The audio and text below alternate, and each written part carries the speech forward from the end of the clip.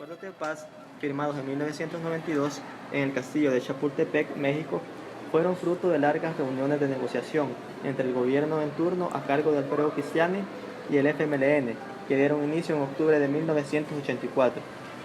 En los primeros días de enero, la Fuerza Armada realizó varios operativos militares, tanto en zonas urbanas como rurales. Además, intensificó su patrullaje en todo el país. El 4 de enero, por ejemplo, realizó un gran operativo en la zona del volcán de San Salvador, donde se dice que desmanteló un asentamiento guerrillero, lo cual ocasionó varias bajas rebeldes. Posteriormente, el 6 y 7 de enero, siempre en 1980, varios equipos militares desarrollaron un operativo aéreo militar en el Cerro de Oaxaca, donde posteriormente se informó a través de un despliegue informativo que se habían eliminado los subversivos. El número de víctimas del conflicto armado en El Salvador ha sido calculado entre 75.000 muertos y desaparecidos. El conflicto finalizó luego de un proceso de diálogo entre ambas partes, con la firma de los acuerdos de paz de Chapultepec, que permitió la desmilitarización de las fuerzas guerrilleras y su incorporación a la vida política nacional. Durante 1981 con la ofensiva general y en 1989 con la ofensiva hasta el tope, la agrupación del Frente Farabundo Martí para la Liberación Nacional, el FMLN, intentó conquistar la ciudad capital de San Salvador, junto a cabeceras departamentales.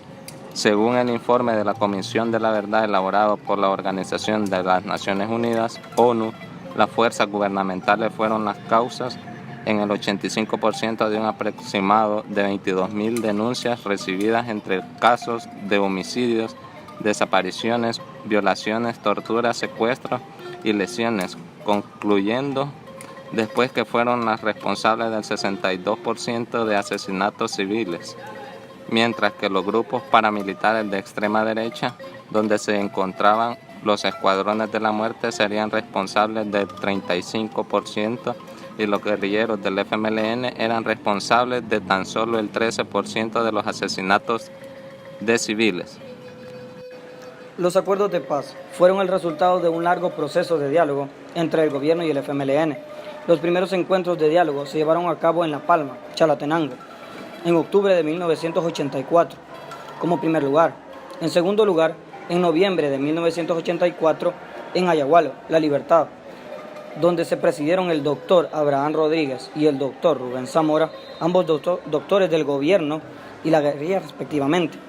En tercer lugar, el gobierno tomó lugar en Cesori, San Miguel, en septiembre de 1986, donde Rodolfo Castillo y Jorge Villacorta, representantes del gobierno y de la guerrilla respectivamente, presidieron el encuentro.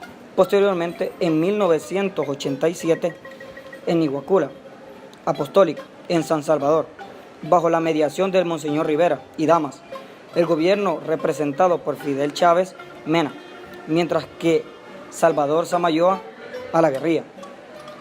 Años más tarde, en abril de 1990, se declaró una reunión de diálogo en Suiza, donde se firmó un acuerdo que determinó el conjunto de normas a seguir en el proceso de negociación y demostró una voluntad por parte de ambos bandos de alcanzar una solución política negociada al conflicto de ese entonces. Además, se fijaron los siguientes objetivos: terminar el conflicto armado por la vía política, impulsar la democratización del país, garantizar el irrestricto respeto de los derechos humanos y reunificar la sociedad salvadoreña. En junio de 1990, en Costa Rica, se firmó el Acuerdo de San José, que consistía en establecer un compromiso para respetar los derechos humanos por parte de las fuerzas en contienda, poniendo fin a prácticas como los asesinatos selectivos y la desaparición forzada de personas. Firma de los Acuerdos de Paz de Chapultepec, Ciudad de México. Años después, en 1992, en el Castillo de Chapultepec, Ciudad de México, se firmaron un conjunto de acuerdos entre el gobierno y el FMLN para poner fin a 12 años de conflicto armado en El Salvador. Lo que empezó en La Palma, Chalatenango, el 15 de octubre de 1984, culminó el 16 de enero de 1992 en el castillo de Chapultepec, Ciudad de México. Fueron firmados por el expresidente Alfredo Cristiani, el fallecido líder del FMLN Shafik Handal y el ex canciller Óscar Santamaría, el escritor David Escobar Galindo y el ex comandante Roberto Cañas. Los acuerdos de paz fueron un conjunto de arreglos firmados el jueves 16 de enero de 1992 entre el gobierno salvadoreño y el FMLN en el castillo de Chapultepec, México, donde se puso fin a 12 años de guerra civil en el país. El documento final de los acuerdos se dividió en 9 capítulos que abarcan 5 áreas fundamentales: modificación de la Fuerza Armada, creación de la Policía Nacional Civil, modificaciones al sistema judicial y a la defensa de los derechos humanos, modificación en el sistema electoral y adopción de medidas en el campo económico y social. El cese definitivo del conflicto entre los excombatientes del Frente Farabundo Martí para la Liberación Nacional y la Fuerza Armada Salvadoreña denominada FAES fue el 1 de febrero de 1902, bajo la supervisión de la organización Compás y la presencia de notables guerrilleros, o sea, del Frente Farabundo Martí para la Liberación Nacional, y sus antiguos enemigos, que era la Fuerza Armada. Para esta situación, la Asamblea Legislativa aprobó una ley de reconciliación nacional el 23 de enero de 1993 para que esta reconciliación entre estas dos ideologías se pudiera llevar a cabo.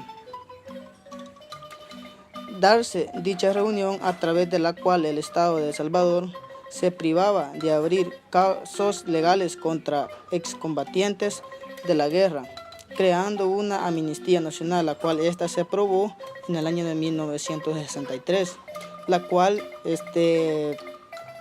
la función de esta comisión era que el guerrillero y el perteneciente a la Fuerza Armada no podían ser procesados en ámbitos legales por contra la masacre o acción que ellos tenían durante estos enfrentamientos. El 15 de marzo de 1993 se publicó el informe de la locura a la esperanza, la cual la guerra de 12 años en El Salvador, por parte de la Comisión de la Verdad para El Salvador, la cual la Comisión de la Verdad consistía en informar, investigar, relatar los hechos sucedientes durante y después de los acuerdos de paz.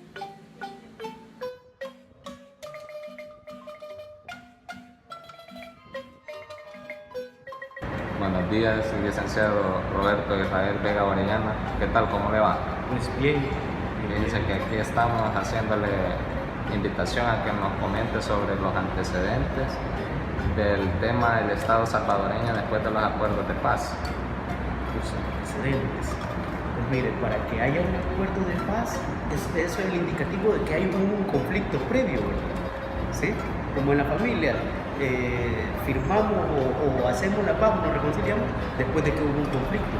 Pero ¿qué genera un conflicto? Y para el caso, ¿qué genera un conflicto en un país como para que se dé una lucha fratricida? Las condiciones son varias. Si usted le pregunta a alguien de derecha, le va a decir que fueron los comunistas con su ideología los que vinieron a hacer que la gente ya no estuviera de acuerdo con el proceso de explotación, con el proceso de producción para ellos que se daba. Le pregunta a alguien de izquierda, le va a decir que la explotación ya era demasiada, entonces el pueblo se cansó y se alzó en armas. Déjeme decirle que para el caso salvadoreño tiene sus raíces casi después de la conquista y proceso de independencia. De hecho, El Salvador fue el último país en ser conquistado. Los indios catlecos fueron los más aguerridos. Si usted ha escuchado hablar de Anastasio Aquino, el levantamiento de los memoarios, el levantamiento de Anastasio Aquino, se da apenas 1821 se firma la independencia de Centroamérica. 1831 se levanta Anastasio-Aquino. Quiere decir que 10 años después del proceso de independencia, nuestros pueblos originarios, los remanentes de estos, seguían siendo explotados. Y es una explotación histórica. Y así se vino dando. Pasaron 99 años para que en 1932 se diera el levantamiento obrero campesino. Quiere decir que el pueblo salvadoreño, no puedo decirle, trae la violencia en la sangre, es mentira, sino que siempre se han generado condiciones para que éste surja y se levante en armas debido a un modelo que pasó, el cual, si me comenta, no ha cambiado. Lo que ha cambiado son las condiciones. Pero ¿qué pasa en el reciente conflicto armado, relativamente reciente? El conflicto armado explota como tal un 10 de enero de 1981 con la ofensiva del Frente Farabundo Martí para la Liberación Nacional. Déjenme decirle que el Frente Farabundo Martí no se unió de repente y dijeron vamos a hacer el frente y vamos a hacer la ofensiva, no. Fueron diferentes organismos que se unieron, entre ellos el FDR, la Resistencia Nacional, la FPN y el PCS, que es el Partido Comunista Salvadoreño. Déjenme comentarle que el Partido Comunista Salvadoreño fue el último en integrarse y aceptar el uso de la lucha armada. El Partido Comunista Salvadoreño siempre fue más de buscar la vía política, más no así las otras organizaciones. Bueno, se lanza la ofensiva, muertos, y en ese año de 1981, por supuesto, previo a esto, la ofensiva fue como la gota, que ya habían tenido la gota que rebalsó el vaso. ¿Qué pasa en 1980? Asesinan a Monseñor Óscar Augusto Romero. ¿Qué había pasado años antes? Asesinaron al padre Rutilio Blanco. Pero eso es uno de tantos sacerdotes que murieron, tantos campesinos que fueron masacrados. Hubo represión, sí, hubo huelgas también, hubo algo que se llama convulsión social. ¿Qué es la convulsión social? Movimientos organizados de personas que le dicen, mire, nos estamos muriendo de hambre, pero ¿qué podemos hacer? Salgamos a la calle a manifestarnos. Usted ve ahora manifestaciones, pero ¿por qué? Mire, no me cayó el agua. Entonces son cuestiones más, si bien son servicios básicos, que deben ser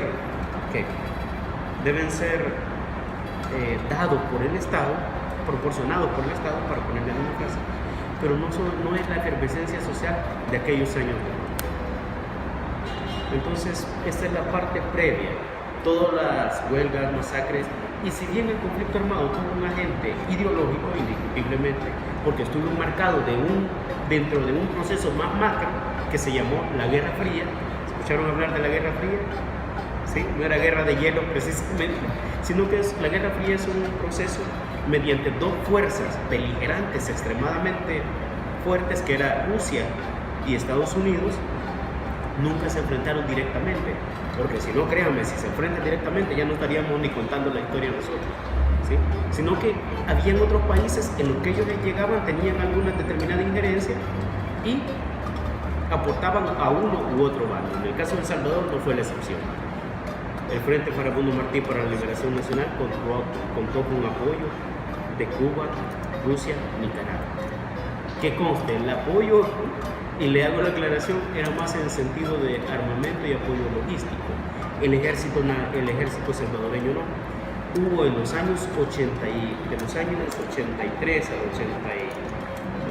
88 me parece, hubo un periodo que se llamó Guerra de Baja Intensidad, que era nada más que secuestrar y asesinar a los altos dirigentes para dar una lección pública y que los demás no pasaran a hacer esto.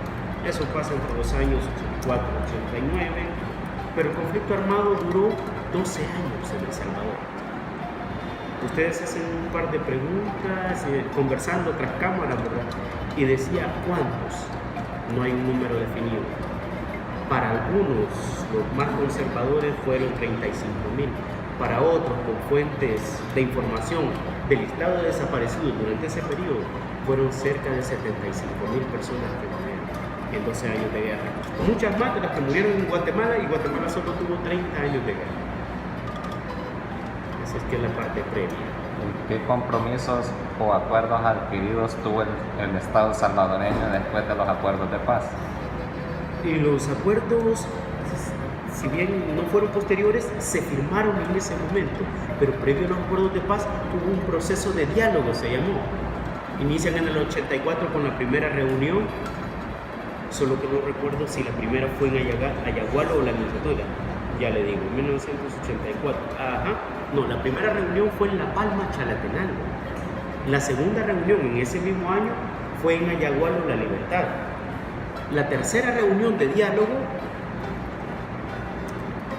fue en la Anunciatura Apostólica, con la intermediación del Nuncio Apostólico, que después han oído hablar del Arzobispado de Salvador. Pues eso, las oficinas de ahí, donde está la más alta jerarquía de la curia salvadoreña. Y si usted me pregunta, mire, ¿por qué hubo 3 procesos de diálogo? Pero ¿y por qué no firmaron acuerdos de paz? Era simple, el momento no era dado todavía, dado que unos y otros tenían posiciones demasiado maximalistas. El FMLN quería que todo el ejército dejara de existir, lo cual no iba a ser aceptado por el gobierno de turno. El gobierno de turno quería que el FMLN depusiera las armas de una sola vez, y el FMLN no lo quería hacer. Ya sea por temor a que cuando ellos entregaran las armas los asesinaran a todos, lo que pasó en Nicaragua con Augusto César Sandino, o por diversas situaciones. Si no, vea, después de firmar los acuerdos de paz, aparecían algo que se llamaban, no recuerdo si eran bolsones que le llamaban, pero eran como bodegas de armas, así se llamaban. Tenían enterrado y así encontraban depósitos de armas. Por supuesto, eso indicaba que el frente todavía no tenía confianza plena en el Estado, no tenía confianza plena en que iban a firmar y a dejar de perseguirlos políticamente. Perdón, la pregunta era enfocada a compromisos y acuerdos adquiridos. Bueno, perfecto. Déjenme decirle que los acuerdos fueron 9. El primer acuerdo, si gusta lo leemos y lo vamos desglosando un momento. El primer acuerdo se llamaba la Fuerza Armada. ¿Pero qué de la Fuerza Armada? Déjenme decirle que la Fuerza Armada, entre sus funciones, tenía el garantizar las elecciones y el proceso democrático. Esto quería decir que los helicópteros de la Fuerza Armada llegaban a los centros de votaciones o en camiones, llevaban las papeletas y ya después ya aparecían las papeletas tachadas con otro. Hubo papeletas que se encontraron aquí por el lado de Ilopango. Hubo un montón de cosas unadas a fraudes electorales que se dieron durante toda la década, desde todo el proceso de militares realmente fue o golpes de Estado o fraudes electorales, pero en los años 70 se dio más. ¿Y hubieron acuerdos cumplidos después de los acuerdos de paz? Sí, hubo acuerdos que se cumplieron, principalmente con la Fuerza Armada. La Fuerza Armada bajaría a sus integrantes a un poco menos de la mitad, y así fue. Desaparecieron algo que se llamaba BIRI, que eran los batallones de reacción inmediata. ¿Qué eran estos? Eran parte del ejército, como fuerzas especiales del ejército, preparadas para llegar a lugares, realizar masacres y hacer de todo. Desaparecieron los cuerpos y también desaparecieron, aparte de los batallones de reacción inmediata, desaparecieron los cuerpos de seguridad que había en el momento. ¿Cuáles eran esos cuerpos? La Policía de Hacienda, la Policía Nacional, la Guardia Nacional, ¿sí?, que eran famosos por andar penqueando a todo el mundo.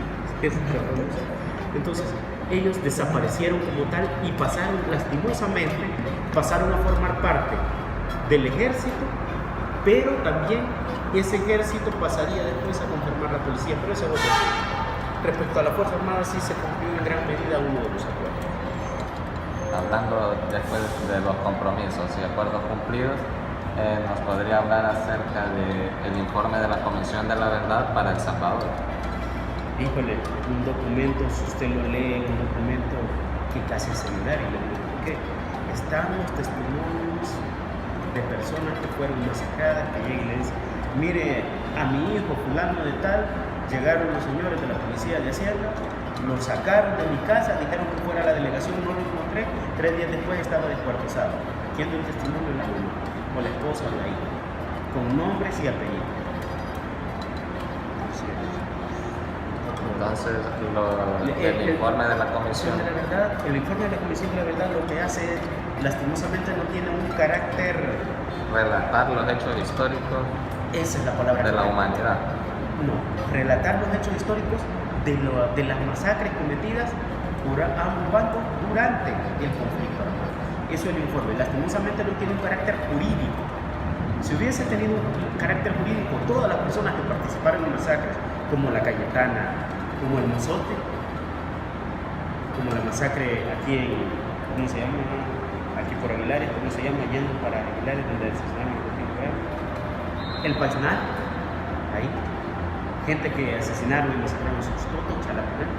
Entonces todos ellos hubiesen sido resarcidos, por ponerle de alguna palabra, respecto al proceso de quienes los victimizaron, pero no fue así. Porque dan el informe de la Comisión de la Verdad y en el año 93 se firma algo que fue para mí lo peor que pudo haber hecho el Estado salvadoreño, una ley de amnistía donde prohibía juzgar a los criminales de guerra. Entonces, el informe sí fue una parte muy importante y una parte muy importante de nuestra historia, pero no tenía un carácter jurídico, lastimosamente. Ellos sugerían, pero no podían hacer ellos, no podían juzgar ellos. Quien tenía que juzgar era la local policía. Y lo positivo y lo negativo, y por mejorar del Estado salvadoreño después de los acuerdos de paz, ¿qué más comentarios sobre eso? Lo positivo y lo negativo tienen mucho que mejorar. Respecto a la Policía Nacional Civil, que fue el segundo acuerdo, tenemos una institución, lastimosamente una corporación policial podrida desde adentro. Rescatable, si pone porcentajes, desde mi perspectiva, un 30%. Lo demás está podrido en corrupción desde la alta jerarquía. Respecto a la policía. Respecto al sistema judicial, el sistema judicial nuestro es terrible. Terrible, ¿por qué? Si no me cree, vea los periódicos y las noticias. ¿Qué pasó con la señora del supermercado? ¿Cuántos años le querían poner? La señora que robó no más de $100 en el supermercado. ¿Cuántos años le querían poner?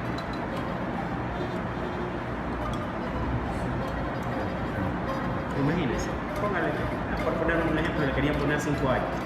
A la esposa del ex vicepresidente, Antonio Saca, está libre, con juicio pendiente, y el robo fue de millones. La familia de la esposa de Francisco Flores y sus hijos, las haciendas, todo lo que tenían, fue ganado o fue adquirido con fondos públicos y aún así fueron exonerados, para que usted se haga una idea de cómo está podrido nuestro órgano judicial. Respecto al órgano judicial. Entonces, el sistema electoral cambió, sí. En ese sí puedo dar mi perspectiva de que cambió. Eso sería lo positivo. Lo positivo, cambió. El sistema judicial no, ese sigue podrido desde sus raíces. El sistema electoral sí cambió. Antes teníamos un Consejo Central de Elecciones, así se llamaba, pero ellos eran los que preparaban el fraude. Ellos eran los que autorizaban que el ejército se llevara las papeletas y las cambiara por un partido a otro. El Consejo Central de Elecciones es el que procuró el fraude de la UNO, que era la Unión Nacional Opositora, en el año 1977. 79. El segundo fraude, como hicieron el primero, el segundo fue en el 79. Respecto al tema, el sistema electoral ha cambiado. Mire, antes con el ejército usted no podía llegar, hoy puedo llegar y pararme frente a un soldado y decirle que no estoy de acuerdo con lo que está haciendo. Antes, si yo decía eso, me mataban en el acto, bajo el argumento de que yo era un comunista. Ahora no, ahora puedo decirle al policía que tampoco estoy de acuerdo con algo que él está haciendo. Antes no lo podía hacer y eso ganancia. Respecto a la pregunta que me hacían fuera de cámara, si fui invitado o era obligado a unirme a las fuerzas de la guerrilla o del ejército, en el caso del ejército, el ejército llegaba a reclutar a los centros escolares. La guerrilla en las zonas donde estaban ellos decían que esperaban hasta los 13 años para que usted se pudiera unir. Recuerden que antes de ser FMLN eran diferentes frentes, entonces cada uno tenía su forma de proceder. Algunas personas dicen que reclutaron, otras no. A mí solo me invitaron a unirme a la FPL, pero en ese momento tenía 15 años, no tuve el valor para hacerlo.